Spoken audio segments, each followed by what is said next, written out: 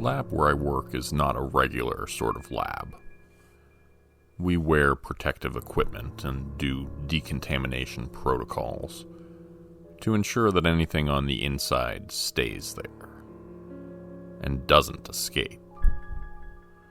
Proteon's Level 8 Consumer Medical Products Division is what it's officially called. But for those of us who work here, we just know it as the pit.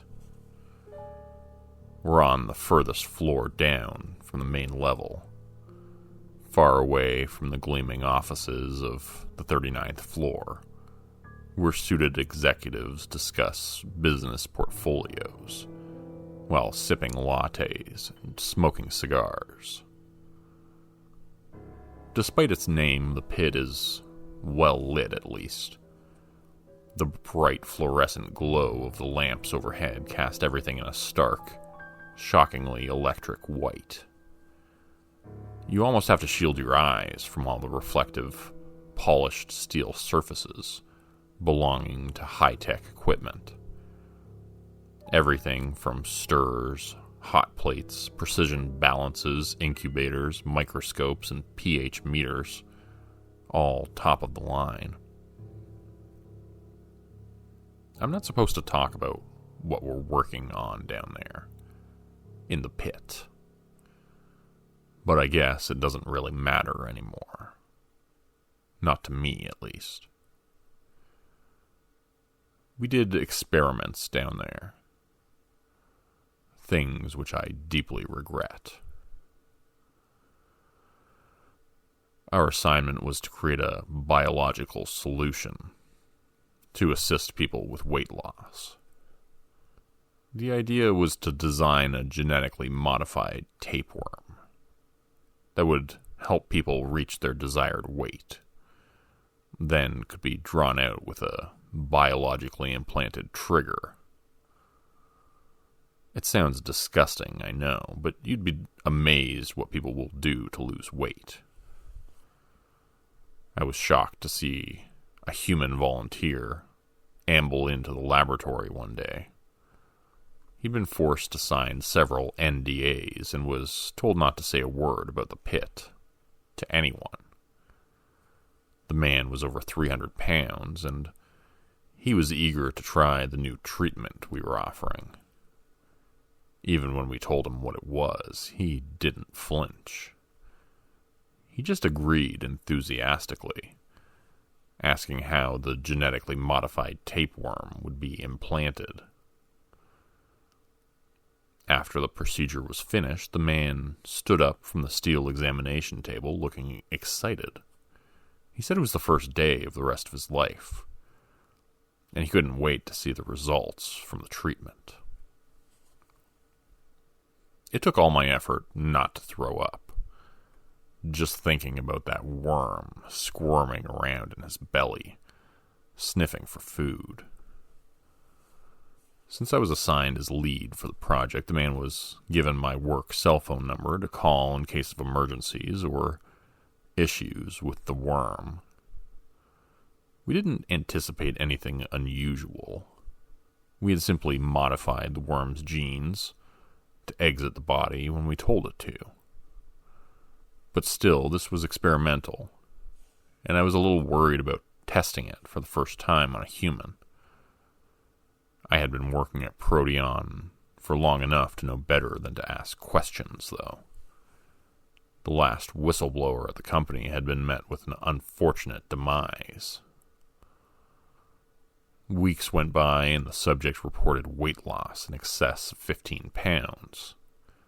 He was thrilled by the results. Only a few more days remained in the trial, and a few of us in the lab were joking around, saying how it wouldn't be such a bad thing to lose a few inches ourselves. Working in a lab doesn't afford a lot of opportunity for exercise, after all, and it's hard to stay in shape.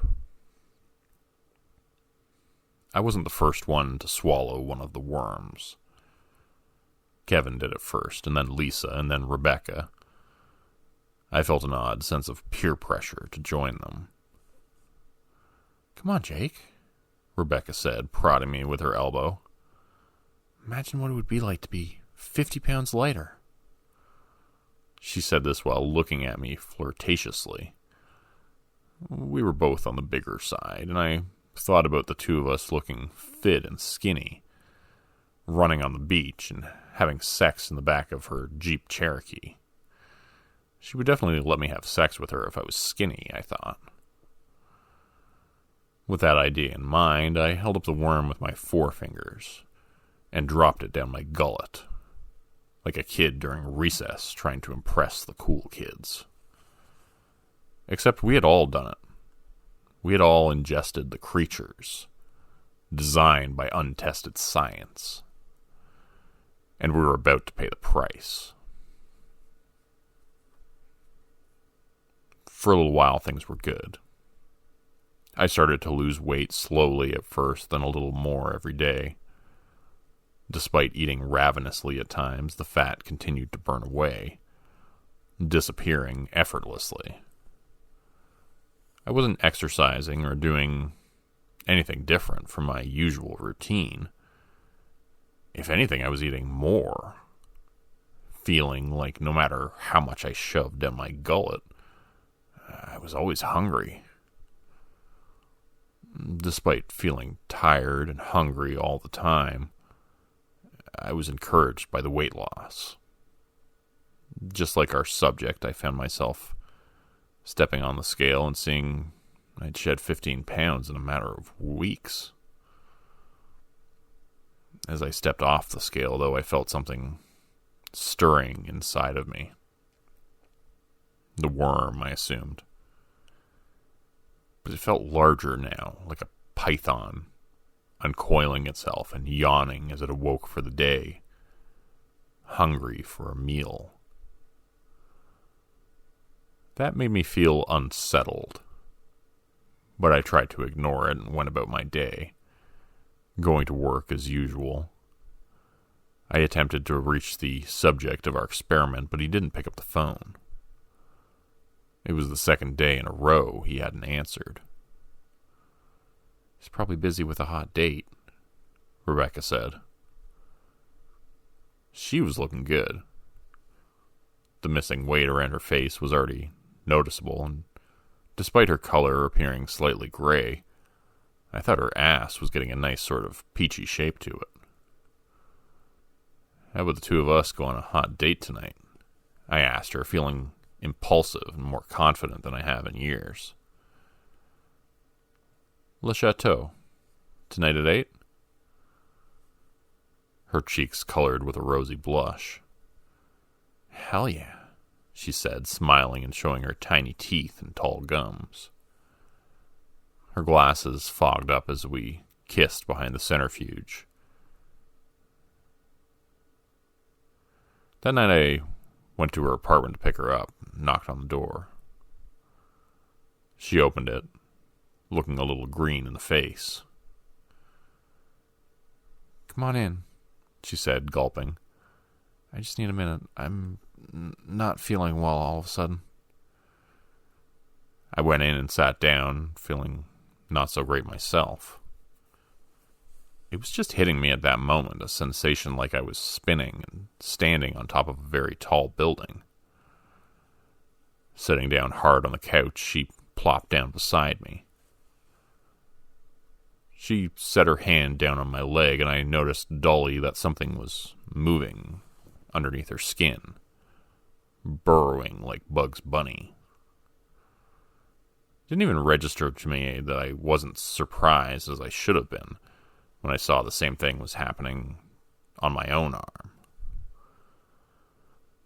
I felt my face and noticed it was moving as well, deforming and bulging with the movements of parasites underneath.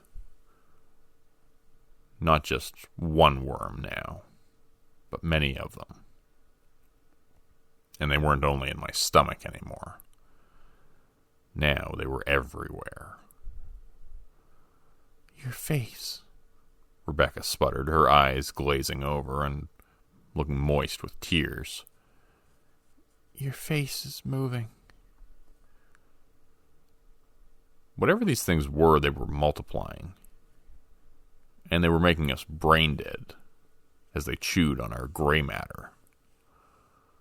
"Call 911," I said to Rebecca, feeling more afraid than I had ever felt in my life, as I saw something begin to tear a hole in her cheek, and the face of a worm peeked out as it gnawed and clawed to free itself.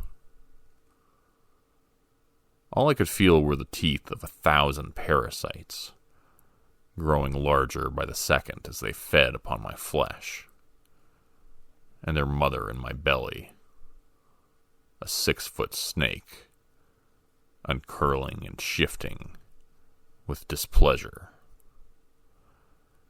getting ready to start gnawing at the bars of its flesh cage to escape to greener pastures.